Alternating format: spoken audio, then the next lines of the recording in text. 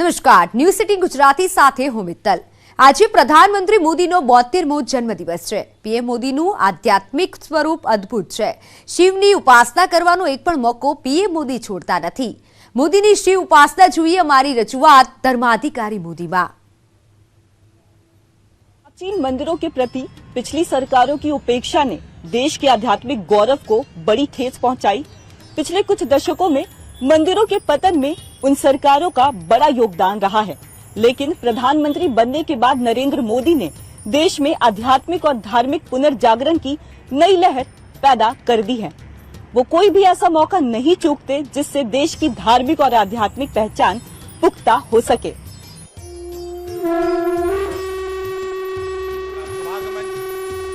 આ પીએમ મોદીનું આધ્યાત્મિક સ્વરૂપ છે। તે દેશના લોકશાહી વડાની ધાર્મિક શ્રદ્ધાનું વિસ્તરણ છે।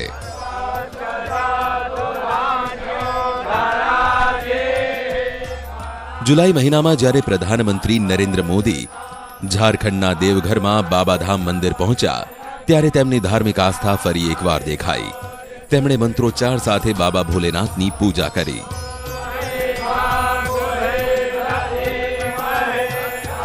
સૌપ્રથમ તેમણે પવિત્ર ગંગાના જળથી આચમન કર્યું। ત્યારબાદ મંદિરના પૂજારીએ ત્રિપુંડ લગાવી આપ્યું અને તેમણે બાબાના આશીર્વાદ લીધા હતા। આ પછી મહાદેવને દૂધ, દહીં, ફૂલ, બેલના પાન અને મધથી તેમણે અભિષેક કર્યો હતો।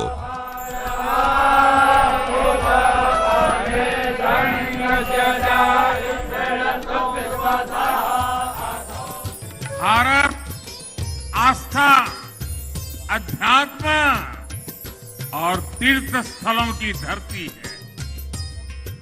तीर्थ यात्राओं ने हमें बेहतर समाज और बेहतर राष्ट्र के रूप में गढ़ा है। हमें देवघर को ही देखे तो यहाँ शिव भी है और शक्ति भी है।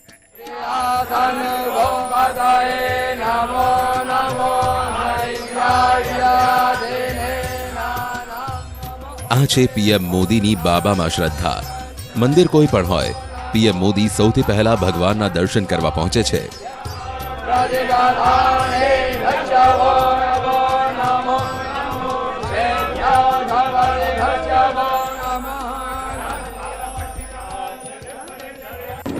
કાશી વિશ્વનાથ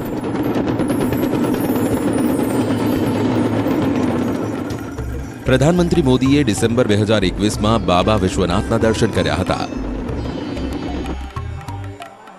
13 ડિસેમ્બર 2021ના રોજ વડાપ્રધાન મોદી કાશી વિશ્વનાથ કોરિડોરનું ઉદ્ઘાટન કરવા કાશી પહોંચ્યા।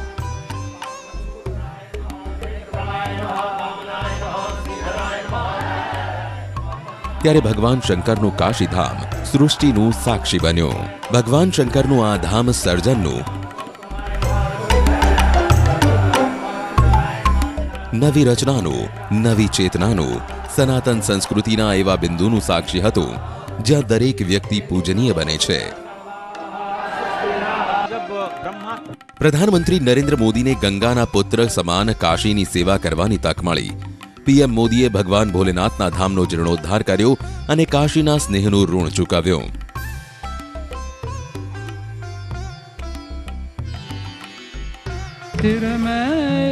हृदय में जागा, नव सृजन फिर करने लगा। सत्य का फिर परचम लहराया, स्वर्ण युग को फिर वापस लाया। स्वर्ण युग को फिर वापस लाया। ગંગામાં સ્નાન કર્યા પછી વડાપ્રધાન નરેન્દ્ર મોદી ચાંદીના કળશમાં માતા ગંગાનું અમૃત જળ ગંગાજળ લઈને તેમના પ્રિય ભગવાન શ્રી ચંદ્રશેખરના જળાભિષેક માટે નીકળ્યા। જય ભોલેનાથનો નાદ 10 દિશાઓમાં ગુંજવા लाग्यो।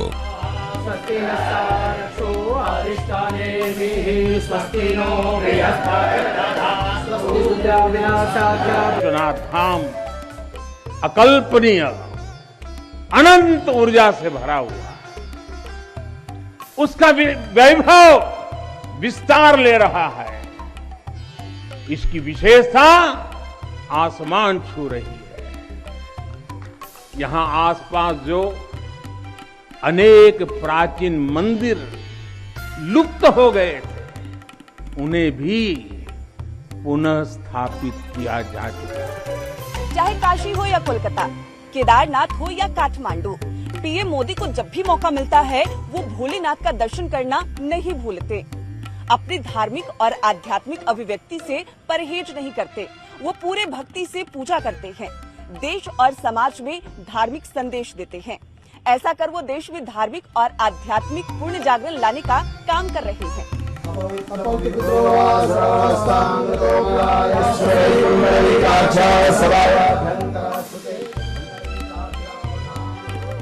એટલું જ નહીં, પીએમ મોદીએ કેદારનાથ ધામની મુલાકાત લઈ આશીર્વાદ પણ લીધા.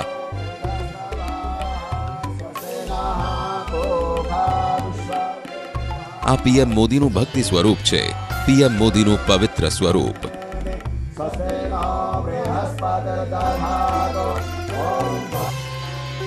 આ પ્રધાનમંત્રી મોદીનું સાધક સ્વરૂપ છે. પીએમ જ્યારે પણ કેદારનાથના દર્શન કરવા જાય છે ત્યારે ત્યાં ગુફામાં બેસીને ધ્યાન ચોક્કસ કરે છે. આ તેમનું આધ્યાત્મિક સ્વરૂપ છે.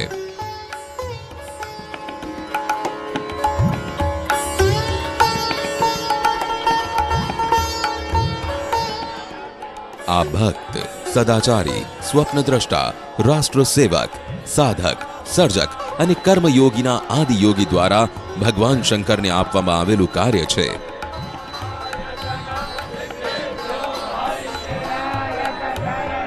આટલું જ નહીં, પીએમ મોદી જ્યાં પણ જાય છે મંદિરમાં અવશ્ય જાય છે. બદ્રીનાથ હોય કે સોમનાથ,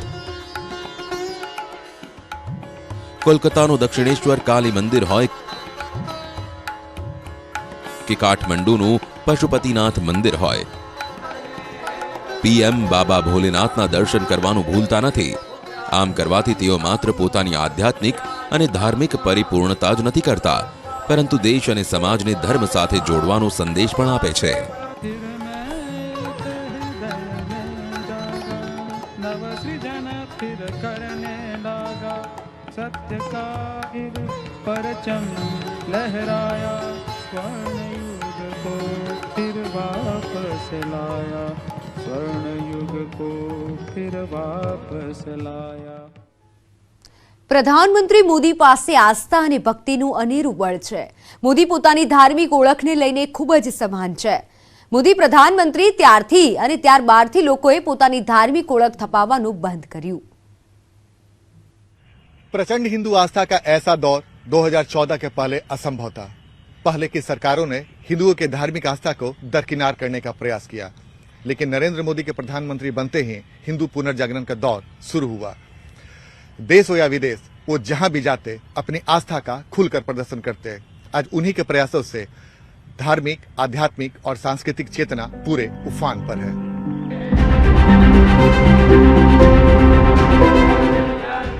ભારતની આઝાદી પછી આ પ્રથમ વખત છે જ્યારે હિન્દુ આસ્થા અને સંસ્કૃતિ જાહેરમાં પોતાનો ભાર બતાવી રહી છે. રાજકીય વ્યક્તિ હોય કે સામાન્ય હિન્દુ, આજે ખુલ્લેઆમ પોતાની આસ્થા દર્શાવવા માટે વિરોધ નથી.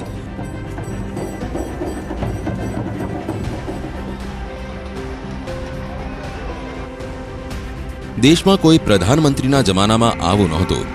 એક રીતે જોઈએ તો દેશમાં હિન્દુ પુનર્જીવનનો આ સમયગાળો છે, જે 2014થી વધુને વધુ અવાજ ઉઠાવી રહ્યો છે. भारत जो है यह वैदिक संस्कृति का देश है. भारतीय संस्कृति मतलब वैदिक संस्कृति. और आज पूरे विश्व में वेदों की ओर ही जब लोग जो है अशांत होते हैं तो लौटते हैं, और वेदों का ज्ञान प्राप्त करने के लिए वो भारत आते हैं.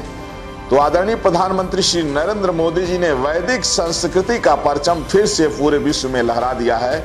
और अब यह मोदी जी का जो प्रयास रहा, फिर से भारत को एक बार विश्व गुरु के पद पर प्रतिष्ठित करने जा रहा है. यह आदरणीय प्रधानमंत्री नरेंद्र मोदी जी की राष्ट्र निष्ठा और अध्यात्म प्रेम है.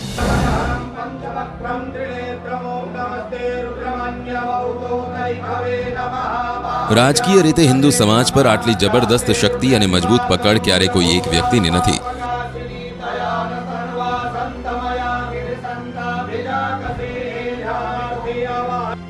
જે રીતે લોકોનો વિશ્વાસ ઊભો થયો છે તે અભૂતપૂર્વ છે. જેની પાછળ વડાપ્રધાન નરેન્દ્ર મોદીનું હિન્દુ પ્રતીકોનું ખુલીને પ્રદર્શન કરવું।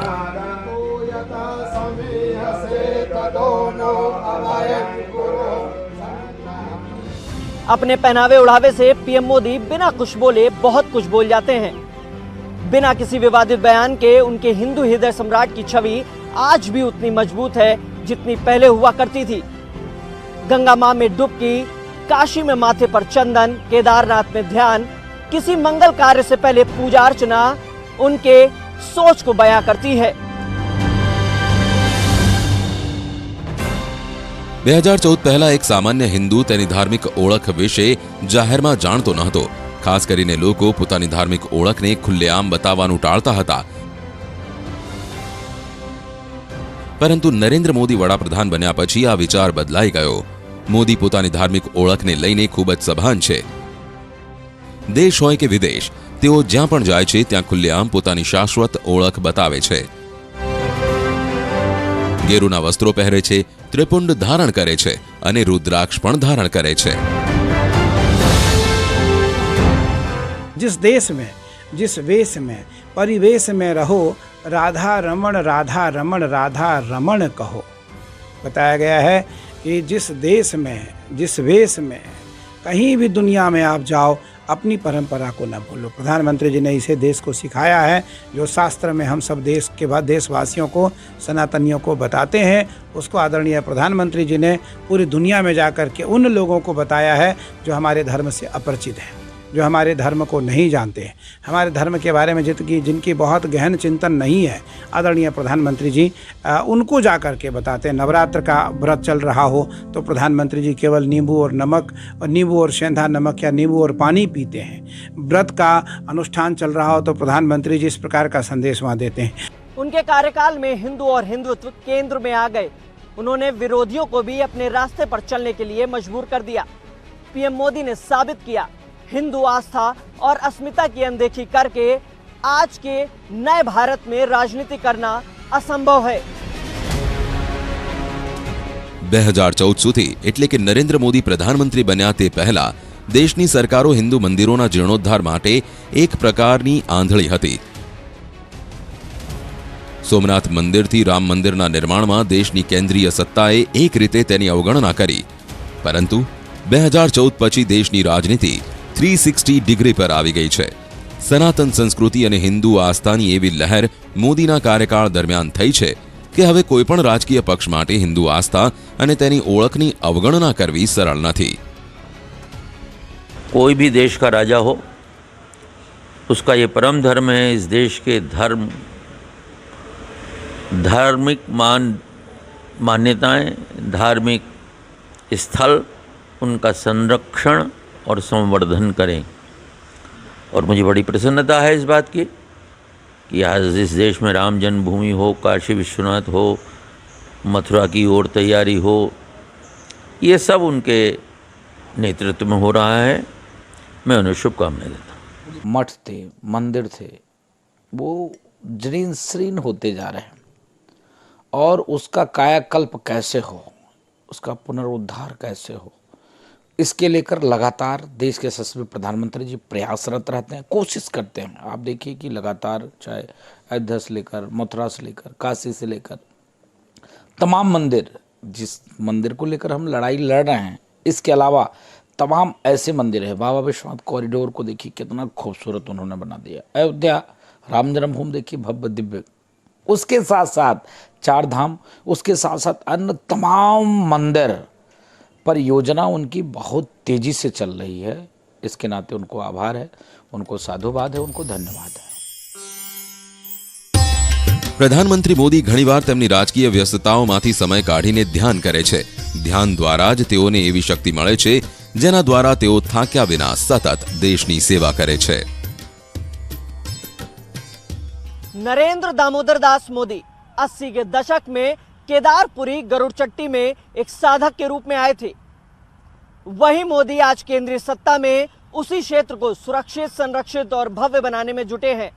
बाबा केदारनाथ से आस्था ऐसी कि जब भी वक्त मिलता वहां पहुंच जाते हैं, एक शासक नहीं, एक साधक के तौर पर। પ્રધાનમંત્રી મોદી માત્ર દેશમાં જ નહીં પરંતુ વિશ્વમાં આધ્યાત્મિક, ધાર્મિક અને સાંસ્કૃતિક ચેતના પેદા કરી રહ્યા છે. 2014 પહેલા વિદેશ છોડી દો. દેશના મોટા ભાગના લોકો સનાતન શબ્દથી લગભગ અજાણ હતા. તેના બદલે હિન્દુ શબ્દ વધુ પ્રચલિત હતો. પરંતુ તેમના યુગમાં સનાતનને એક અલગ ઓળખ મળી છે.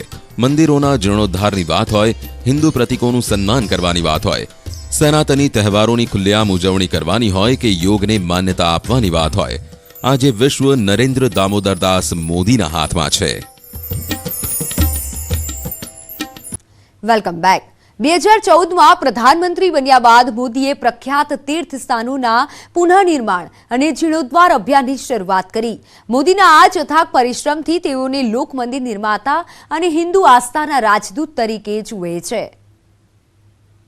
पीएम मोदी से पहले केंद्र की सरकारों ने मंदिरों के जीर्णोद्धार के प्रति अपनी आंखें मूंद रखी थी. गुजरात के सीएम और केंद्र में पीएम रहते हुए नरेंद्र मोदी ने राष्ट्रीय महत्व के कई परियोजनाओं को न सिर्फ शुरू किया बल्कि उसे अंजाम तक भी पहुंचाया, जिसमें देश के सैकड़ों पुराने मंदिरों का पुनरुद्धार भी शामिल है. देश के मंदिरों का जीर्णोद्धार कर प्रधानमंत्री मोदी भारत के आध्यात्मिक गौरव को नई ऊंचाइयों तक पहुंचाने का काम कर रहे हैं.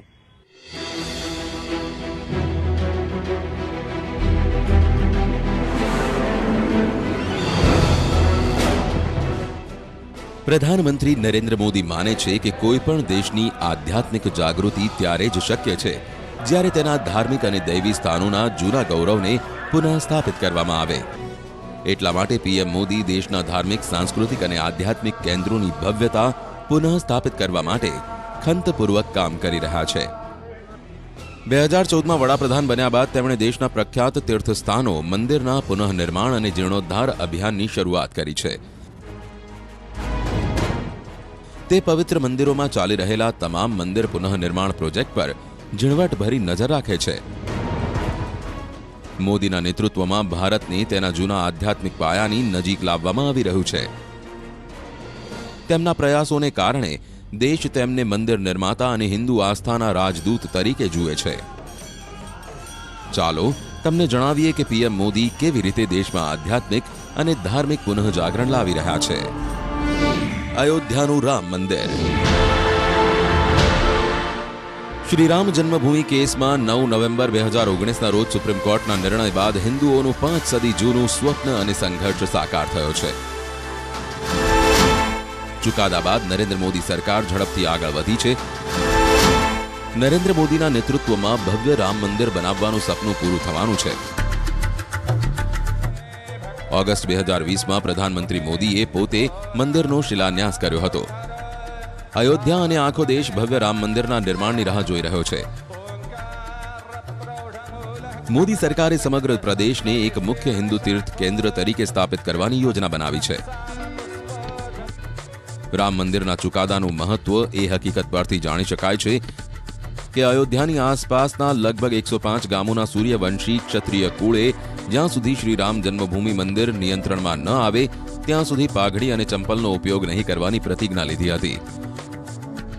તેમનો આ 500 વર્ષ જૂનો સંકલ્પ હવે પૂરો થયો છે.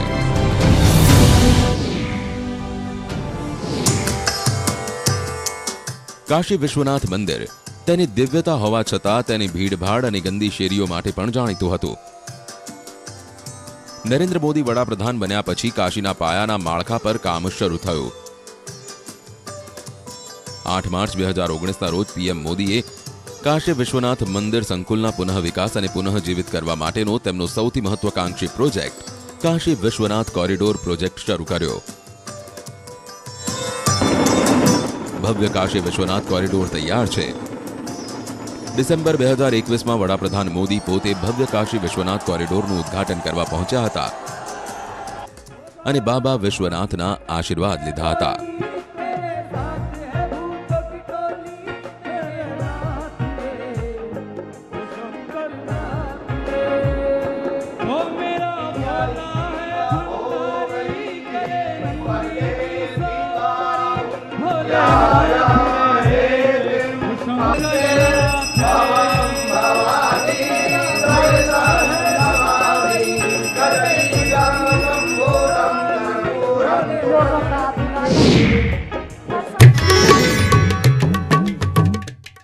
કેદારનાથ ધામે 2013માં ભયાનક વિનાશ જોયો હતો.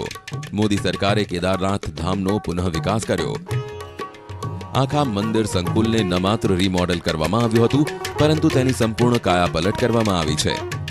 મંદિરને તેની સંપૂર્ણ ભવ્યતામાં પુનઃ સ્થાપિત કરવા માટે નવી જગ્યાઓ પણ ઉમેરવામાં આવી છે. કેદારનાથ મંદિર પરિસરનું ઉદ્ઘાટન કરતા પીએમ મોદીએ કહ્યું હતું કે કેદારનાથનો પુનઃ વિકાસ તેમને વ્યક્તિગત રીતે પ્રિય છે. 2013માં અને પછી 2017માં તેમના ભાષણમાં તેમણે કેદારનાથના પુનઃ વિકાસની વાત કરી હતી.